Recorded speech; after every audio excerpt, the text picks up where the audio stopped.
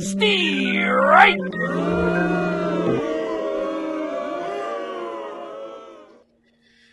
Eventually, we might have to be like, hey, nice guy that doesn't really usually get in people's faces or say anything bad. You're out of the game, because that's what's been going on lately. This has Nico Horner vibes to it, which was, I think, last week's big Ump Show segment. So, Cam, I'm going to let you lead off and tell me why you think Lane Thomas should have been ejected from this Nats game as he struck out looking on a 2-2 pitch. Does this look like enough to you? Because they also were able to listen to it, right? I guess that's the big part of this. Yeah, well, growing up, I was always told that body language speaks louder than the words. So I guess the umpire is a great reader of body language. I mean, that was one of the worst I've ever seen. And it just continues to get worse and worse for the umpires this season.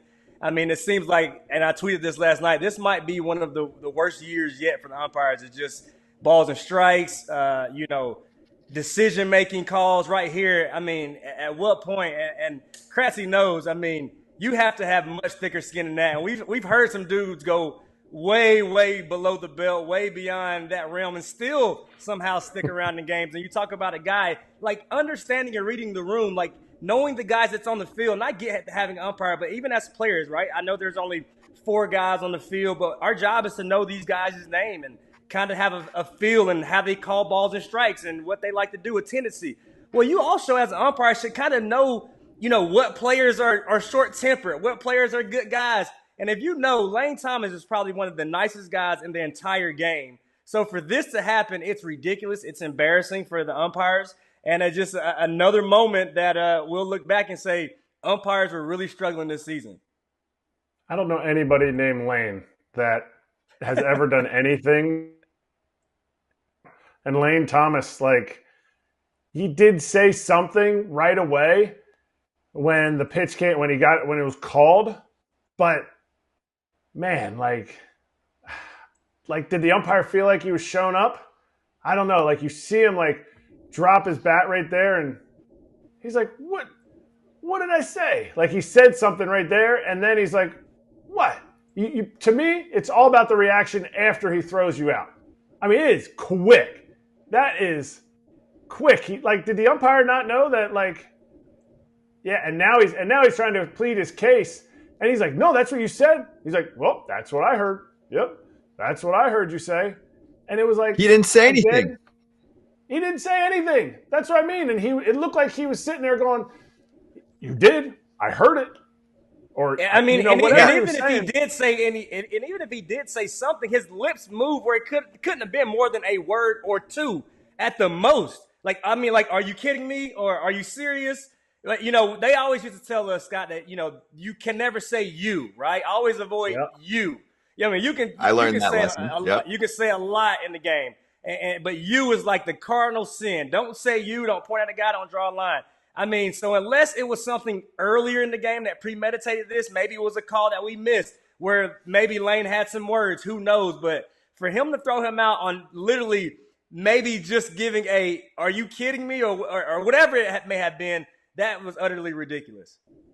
I'll give you a couple quotes, okay? So Kevin Franzen was on the broadcast, friend of FT. He's been on multiple times. He said, "We literally have video and voice audio.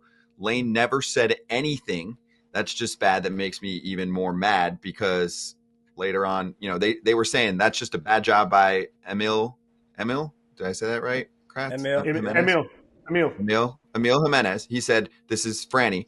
Look, he called it a strike, and he said he directed something at him with a bad word. Lane doesn't say that word, so we have a liar." And I give a ton of credit to the Nats broadcast for calling a spade and saying, "Hey, dude, you effed up. You need to take that crap back." You can, obviously. You booted him from the game, but you're accusing someone of saying something, and I don't know where that comes from. How do you not hear a word coming from a dude who's 2 feet away from you? I don't have the best hearing, but I would hear that. Regardless, there has to be a conversation. Kratzy knows. At the end of the day, guy makes a bad call, you disagree. There's always a moment in time where you have, 5 to 10 seconds where, there's a moment for a conversation. "Hey, Emil, that ball's down." And he didn't even give him time to even really question the call other than literally looking back. So for me, that was just, it wasn't justified. It's a bad look. And I'm like you said, Scott, I'm glad Franson called out the umpires because, in the past, and even as announcers, I get it, right? We want to protect the game. And we've seen a lot of umpires, we try to protect, a lot of announcers try to protect umpires. Well, there's no reason to protect them right now, right? Like you said, call a spade, call it like you see it. And there needs to be some accountability. And I still would love to see umpires have press conferences after the game. I really would. We have to do it. We have to sit there. We have to take accountability. Well, too often they have their handprint on the game where they should have to sit there on the podium and have to answer questions just like the players do and the managers. Yeah, I mean, there's great comments right now. One from Duffy saying umps need earplugs or headphones. And some people just saying they feel like umps are getting soft. Maybe we're not helping the cause because we're bringing it out, but it's about accountability on FT. So when you mess up, you mess up. When you do a great job and you have an awesome ump scorecard, I'll always mention it. We'll call it out. Angel Hernandez retired to be an FTL analyst. Nice referee. And then also there was one other good one that I liked. I think Dolph put it in there. Oh, maybe the ump is telepathic. That is the only explanation that I can think of that actually makes sense, right? Because if they have proof that you didn't say anything on video and audio, the only correct answer is, I saw that. I saw that in your head. That was coming out. So I'm preventative. It's called preventative ejections. Okay. FT is headed to the MLB All-Star Game this year, and there's only one way you should be finding tickets for any ball game. SeatGeek is the official ticket marketplace of Major League Baseball, so they have you covered for all of your baseball ticket needs. I'm super pumped to hit the Futures game this year. That new skills competition looks electric. I agree, Kratz. It's like the Olympics for baseball. Cannot wait to see that. With over 28 million downloads, SeatGeek is the #1 rated ticketing app. Baseball season's in full swing, and you don't want to miss out. SeatGeek has your tickets to every game and, of course, concerts, festivals, and more. Every ticket's backed by their buyer guarantee, and SeatGeek is the only site that lets you return your tickets ahead of the event with swaps. And Kratz, FT came through for the people. Use our code FOUL for $20 off tickets at SeatGeek. That's $20 off your first purchase with promo code FOUL. Make sure you click the link in the description to download the app, please. Let's move to a play now. Controversial play.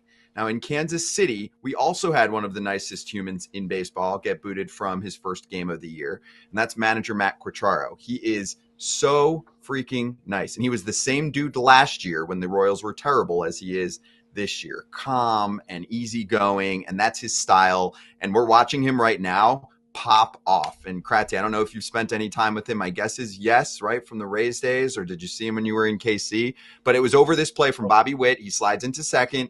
It looks like the base is being blocked. We're trying to prevent that this year with the left foot in front. So what do you think?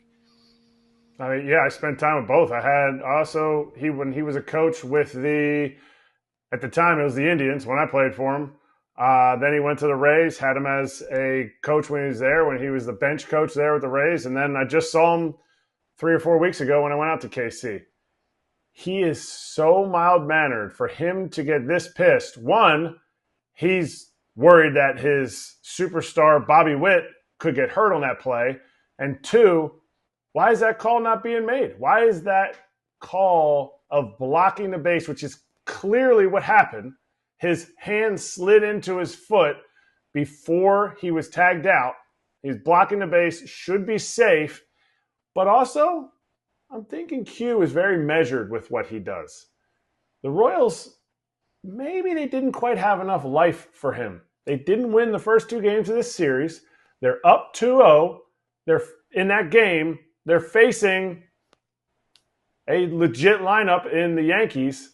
Maybe it was his turn to be like, okay, I'm pissed about this, but I'm getting really pissed to make sure the boys stay fired up. I think Kratzy might be telepathic because he was all in my head just now. I'm telling you, that's. I mean, right here, man. So of course, I think it's obvious. I think a couple parts to it. I think as baseball people, I think we do appreciate a lot of the rule changes, but in a sense, we still like to see the game be played the game, right? This has been a part of it for a long time, and I get it, right? Trying to, advocate for player safety, and that's a safety measurement. But this was a part of baseball, right? And for me, I think this is one of those things where it's like, hey, we made up this. You brought this rule into play. it's clear, obvious that this guy blocked the bag. Volpe put his foot in front of the bag, blocked the bag, which used to be a good, savvy baseball play. But now here we are not addressing it, not calling it like we see against a Yankee team who has been as hot as any team in the big leagues.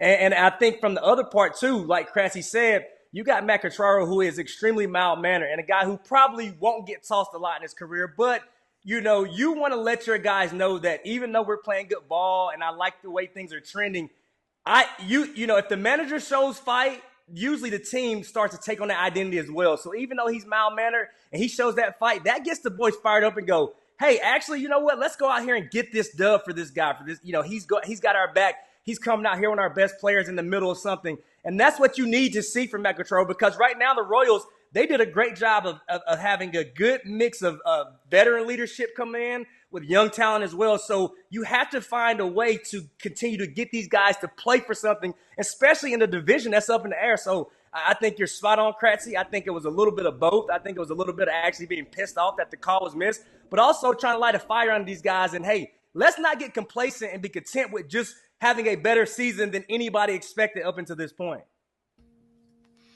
Yeah, I like the boy who cried wolf example too with Quatraro, because he doesn't do this. I love Aaron Boone. I think he deserves to be in that role for a long time running the Yankees. But when he gets booted from the game, it's called Tuesday. Matt Quatraro just doesn't get ejected from games. So you got him to a level that clearly maybe at least made an impact with the Royals, because you just don't see it very often. Hey, everybody. Be sure to like and subscribe for more content. We're back here every weekday, all year long, so do not miss an episode. The videos are coming in all day. Here's another video you might enjoy. Baseball the way it should be covered.